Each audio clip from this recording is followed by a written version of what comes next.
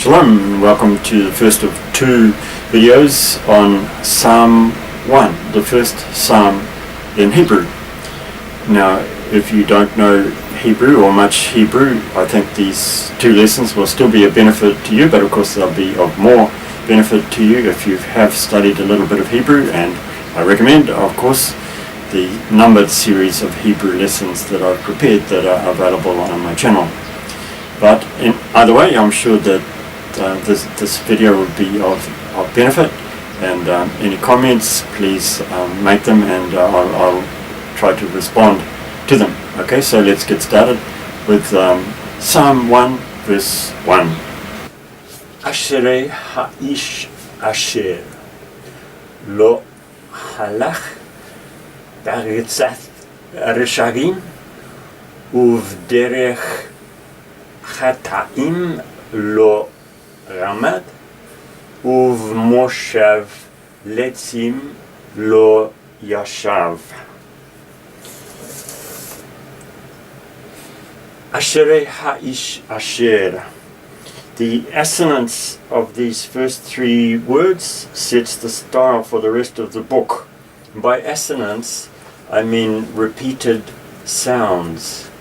So this is a common thing throughout the Psalms, and indeed in the whole Hebrew of the Old Testament, where sounds and different meanings of words are utilized to make the point and to sometimes supply the literary dressing, if you like, for the statements that are made.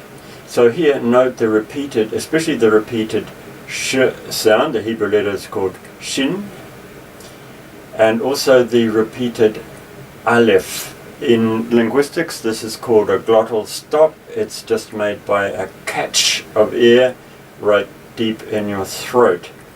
And in a lot of modern European languages, it's hardly made. The sound is made in English, but we don't even recognize it because it's more or less just made by accident. The difference perhaps between apple and apple, where there's just a little catch of air at the beginning. So both these sounds are repeated 3 times. Asherei ha'ish asher, and that's called assonance, where the repeated sounds give the literary color, if you like, to the psalm. But first perhaps a comment on Psalm 1 and 2 together. They're called orphan psalms because they have no titles. It just gets straight into the psalm itself. But they are bound together by what are called framing clauses, because Psalm 2 ends with Asherei, blessed. Blessed are all those who rely on him. So Psalm 1 and 2 together form a sort of unit, and they're framed particularly by this word Asherei.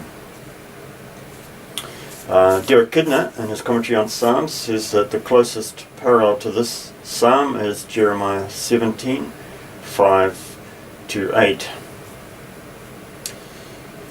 Okay, so how do we translate this word, Asherei? Well, blessed is one translation. And a lot of English translations have that, but several translations have happy. The problem with happy is it can easily be taken to mean that these people have a happy disposition. Lucky is how the meaning we want would often be said in normal speech. But people might object to the word lucky with its connotations of random chance. But we often say lucky fellow, not meaning that he always wins the lottery, but that life turns out well for him. Critics also tend to feel that such a word is too plain and ordinary for the Bible. So maybe we could go to the NLT rendering, which is, oh, the joys of those who, which gets the idea very well, while keeping completely clear of wrong connotations. Notice how Jesus uses the Greek word corresponding to this Hebrew word in the Sermon on the Mount. And in the Sermon on the Mount, Jesus also speaks about the two ways that we're going to see talked about in this psalm. There is another Hebrew word used for blessing God, Baruch, for example in Psalm 104 verse 1. The word here used in Psalm 1 is always used to talk about people being blessed, not God. Okay, so lo, and again this aleph here, in modern Hebrew at the end of the word it's usually not pronounced, they just say lo. But if we're pronouncing it we'll say lo, with the catch of air at the end. Halach beretzach, so this is in the counsel or the advice of the wicked. This is plural, Risharim, and the normal ending of this word is an H, but it's changed to the because these two words are joined in what's called a construct. And in English we would have to say of, the counsel of the wicked, the advice of the wicked. And so this is, and the vowel is changed a little bit because of what follows. Same here. Normally, often it just has the double dot vowel underneath it, but with a B following and a double dot under that, it goes to U. So this is, and in the road or the way of sinners. Again, this is a plural ending, lo ramad. Now, just a word about these two vowels here. Again, and in modern Hebrew, these two vowels aren't really distinguished, but in ancient Hebrew, they were probably said something like ah and ah. So we'd say chataim. Of course, we don't know for sure exactly how David or Moses might have said this, but that's the best we can reconstruct it. Uv moshav letzim, there's the plural ending again, lo yashav. Okay, now just a word about translating this. Some fairly literalistic modern versions translate, he doesn't stand in the way of sinners. Now, of course, in normal English, that has another meaning, don't stand in my way. So he doesn't stand in the way of sinners, in other words, he lets them go. So here we have a case where the translators have translated without checking what it means to the average normal speaker of English.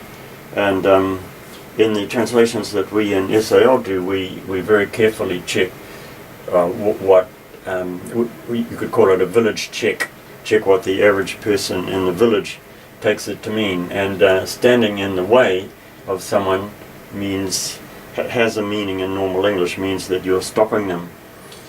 But that's not what this is intended to mean, so a different translation is really, really needed. How could we translate it? Doesn't frequent the company of sinners. Notice also, by the way, here too we have charismas. In the advice of the wicked, he does not go, walk, or live in the advice of the wicked, and in the way of sinners he does not stand. So the verbs are at the beginning and the end, and the nouns with the b in come together in the middle. The idea of walking, of course, is a common idiom used in the Bible to talk about conduct and way of life. So these three clauses, 1, 2, 3, are basically three angles on the same thing. Keep well away from evil. Threefold repetition is frequent in the Bible, and it makes the point in a suitably conclusive and complete way. In your whole life and everything you do, keep away from evil. And Kidner points out that it's a deliberate echo of the charge to Joshua, which we read in Joshua chapter 1. Okay, so that's verse 1. Verse 2. Ki im b'torath Yahweh chefzo, u'v'toratho yehge yomam walayla. So ki, often translated as for or because, but here it means rather or instead. Rather, and the im, which by itself often means if, is here working together with the ki to add a little bit of emphasis perhaps, or for style maybe. But rather, so perhaps a good translation will be, but rather, in the law of, again these two nouns are in construct, and so the Torah, which normally ends with an H, changes to a T in the construct. This is a common feature of Hebrew grammar, where two nouns are put together in what's called the construct form, and it often means a change in the first noun, sometimes in the vowel, and here in the consonant, where the H becomes a T. Notice also that in ancient Hebrew the T had two pronunciations. One is T and the other is like a th in English, which we write with TH. But in modern Hebrew, under the influence again of European languages, that it's just pronounced T all the time. But in ancient Hebrew they would say Bethorath Yahweh Cheftzo. So that is his delight. And again, so this is and in law his, and again the H is changed to a T this time because of the following suffix, meaning his law. Yeah, this is called an imperfect. He meditates day and night. So the word for day is normally yom, but with the at the end, that would mean by day or in the day, and night. So this is just night. There's nothing corresponding to the by day with that. So again, here we have parallelism. These two lines are in parallel. That word is repeated, and that noun is this is actually a noun here and a verb here, and it's a different one. And then an adverb is added by day and night. So this is typical of Hebrew parallelism, where the two lines are similar but not totally identical. Some things are the same and other things are changed, and here something is added.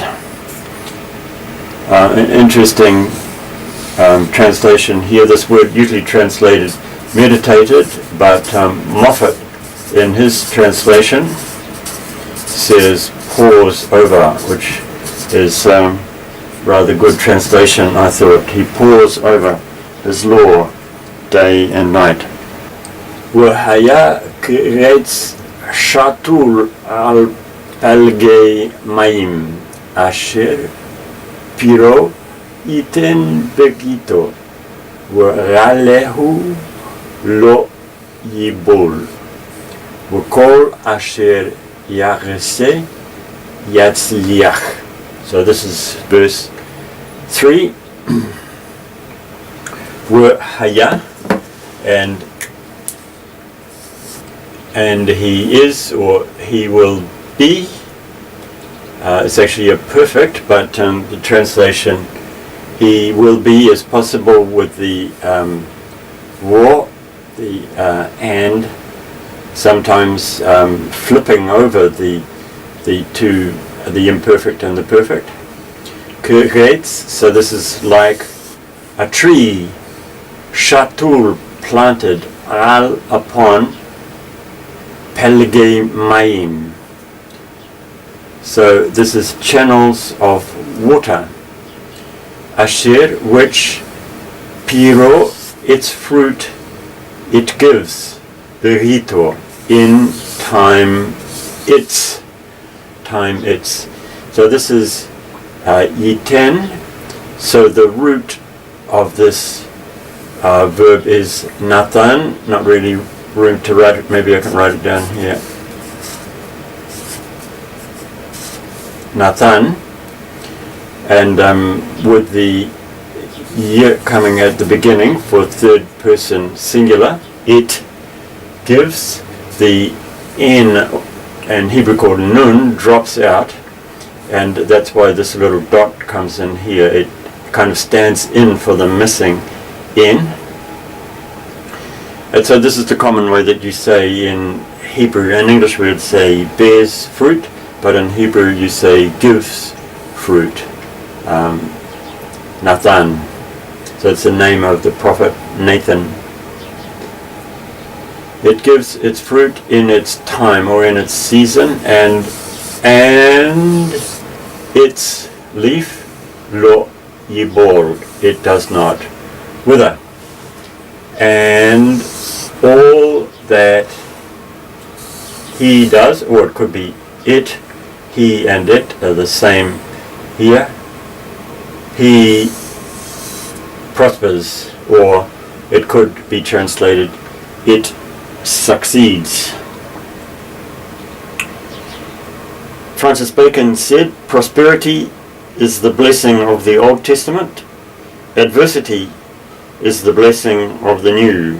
And Jesus said, blessed are you when you are persecuted. Okay, so lesson 2, we'll look at the last 3 verses of this psalm.